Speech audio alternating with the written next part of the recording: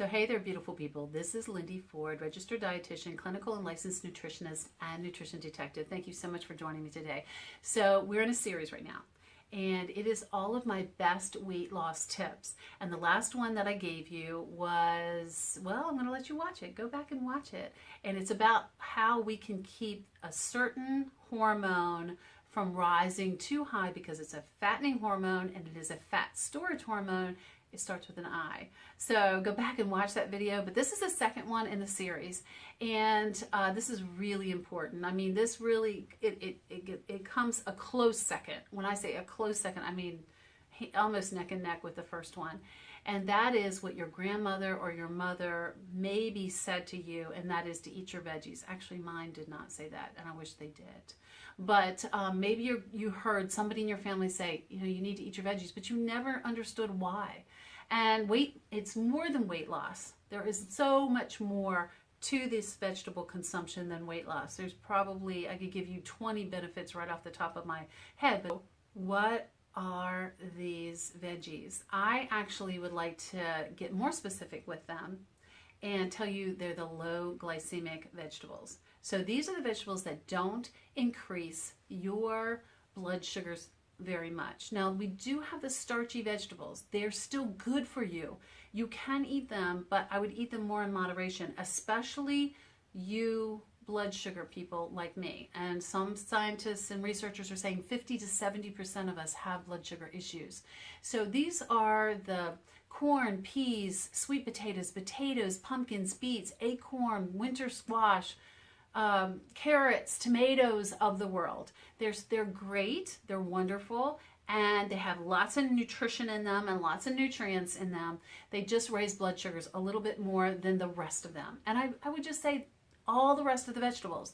So there are probably 100 of them, right? And they're very, and the low glycemic veggies are very healthy. And those are the ones I want to concentrate on today. Okay, I want to say something. There's an elephant in the room right now. And I know some of you might be thinking, I know a guy named Joe, or my sister-in-law, or my uncle, or whoever it is that you know that doesn't eat any vegetables. They eat maybe one a day or two a day, or maybe they don't eat any at all, and they don't have a weight issue. I want to just address that, because we just got to get that out on the table and talk about it. Yes, there are people that are born with a certain body type that they don't gain weight readily. And here's what I want to say about them. There's a little bit of jealousy in me about this, but really not. Because here's what I want to say about this, is that yes, they may not have a huge BMI, which is body mass index, but most of these people, and I would say most of them, because I see a lot of these kind of people, okay? I see them in my practice, and they're great people, but they have all kinds of other issues, and a lot of them are like skinny fats. They don't have the high BMI, but they have a lot of body fat, or they have fat wrapping around a lot of the organs. It's called visceral fat, that is really, really dangerous. So they have a lot of body fat, but they don't have a lot of body mass or weight. Does that make sense? And they don't eat a lot of these vegetables, but I can assure you that everyone needs them, because they are cancer preventers, as well as they boost your GI. So if you don't eat vegetables, there's going to be an issue, and it may not be a weight issue, but it will be another issue. So here's another thing. A lot of times we're into all this low carb eating, which is wonderful, but it doesn't always work for us, because we're not eating all of these low glycemic veggies we need to be eating with our low carb fare, or whatever we're eating. And I'm going to explain to you why it's not working. Some of you guys are doing Atkins, or all this low carb is kind of a craze going on right now. And it's not a bad thing, but eating too much protein and not enough of these veggies can really mess up your metabolism, and actually can cause a lot of physiological problems for you. So here's another thing I hear people say, well, I just don't like vegetables. I don't like vegetables. I've never liked vegetables.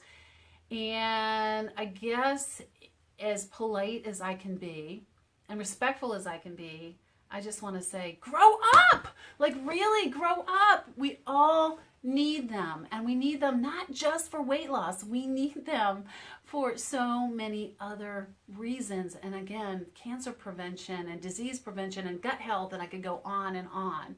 And I understand some of us just never grew up with them, but I'm telling you, when I hear 40-year-olds tell me that they don't like vegetables, I don't say it, like I don't actually say it to them, but I want to say, you need to grow your taste buds up, because there's implications, long-term implications from not eating them. I believe that our Creator has put that in us. In fact, He's actually programmed us so that we function optimally with these kind of foods. So maybe you need to think that over and train your taste buds to like the vegetables more. Okay, that's enough of my rant. I'll do another rant on that sometime. But you get what I'm saying, right? So why? Why are the low glycemic, or really any vegetables, but mainly the lower glycemic vegetables, why are they so good for us?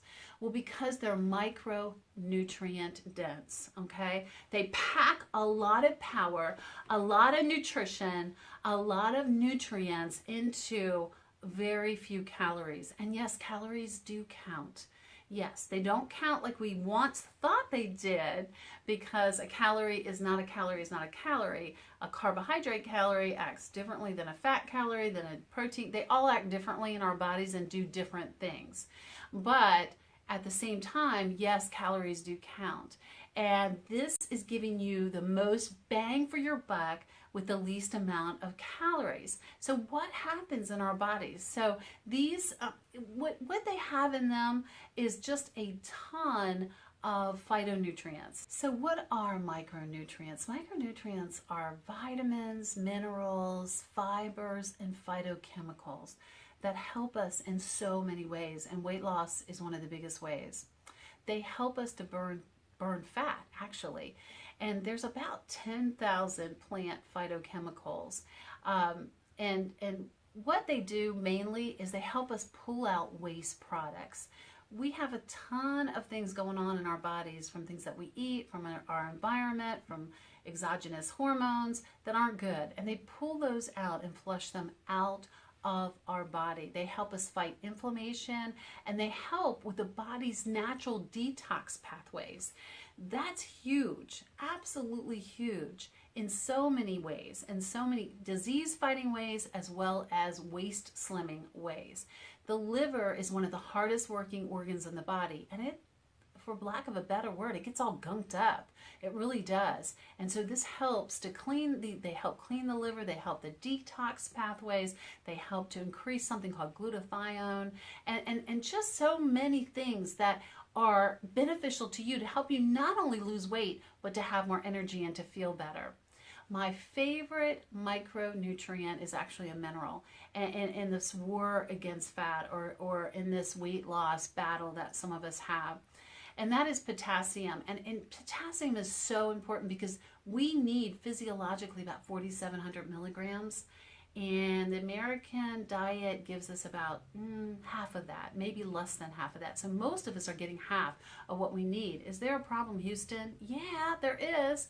They work with iron, magnesium, and calcium to boost our metabolism and energy, and they help to build our muscles. They help to build muscle. What does muscle do? It burns fat at a greater rate, right?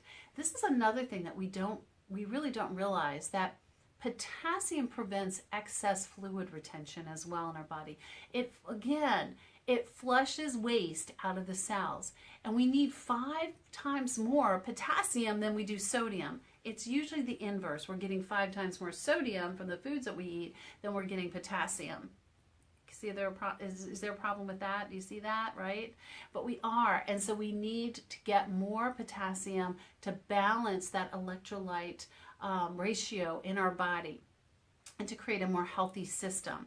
The second thing, and again, these vegetables, these low glycemic vegetables, have a lot more functions. I'm just bringing you 2 today, but I just want to give you the reason, because a lot of times, if you know the why of something, it's going to stick a lot longer than if you just know that you need to do something. Also, they also build your gut health.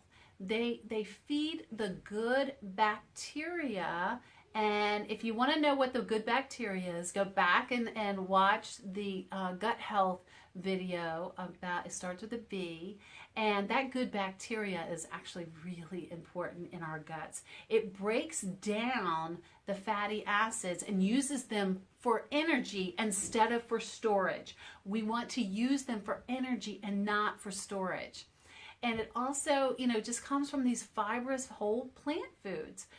Fiber is most fibers are prebiotic, which means they feed the good bacteria. They feed that skinny bacteria, and they really help us to stay full. So fiber, actually, you could put that fiber in both of those categories. That is micronutrient dense, and that it helps to build your gut. So again, if you look at it like this, like fiber and a lot of these micronutrients are like Pac-Man. Guys, some of y'all don't remember Pac-Man. I know that.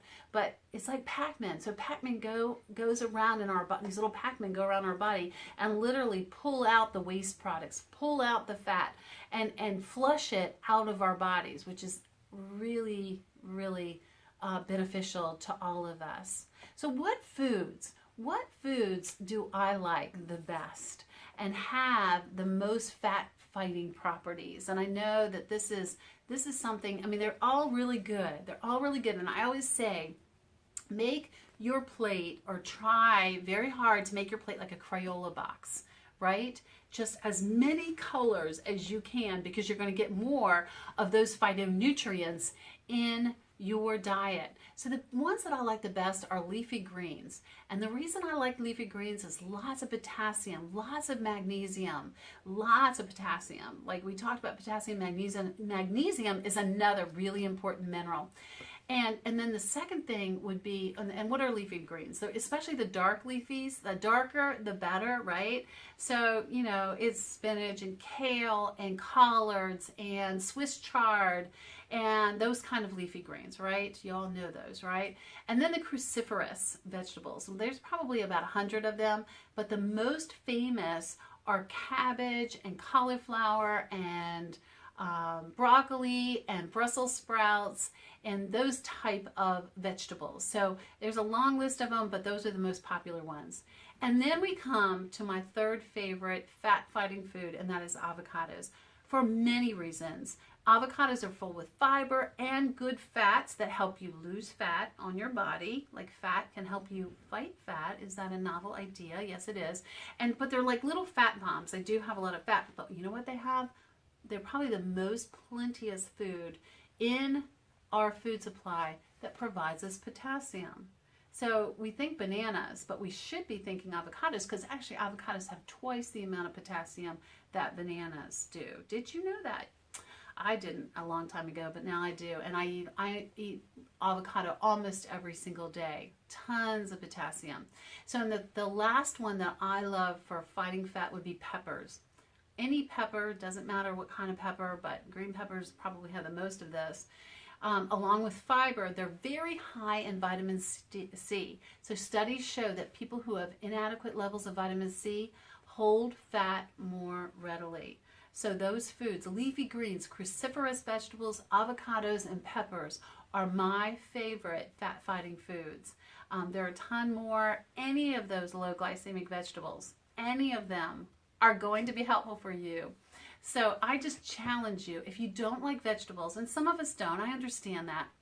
If you don't like vegetables, start training your taste buds. Just eat more of the ones that you do like. Let's say you only like green beans. So don't eat a half a cup, eat a cup and a half of them when you go to eat green beans or asparagus or whatever it is that you do like. You're probably going to find that you like at least 5 vegetables. So eat a lot of them, but try a little bit of something you don't like and try it every day for 2 weeks. You'd be really surprised. Your taste buds may start liking that particular vegetable. Try it and see. It's worth a try, right? So anyway, thank you so much for watching this video today. Thank you so much for subscribing. There's a little subscribe button down there. I appreciate you doing that, as well as following me on Twitter and liking me on Facebook, Lindy Ford Nutrition and Wellness. and just stay tuned for the next in this series about weight loss. It's some good information, folks, and maybe things that you haven't thought about before. But I thank you again for watching, and I'll see you next time. Remember that everybody deserves to be optimally healthy. See you next time.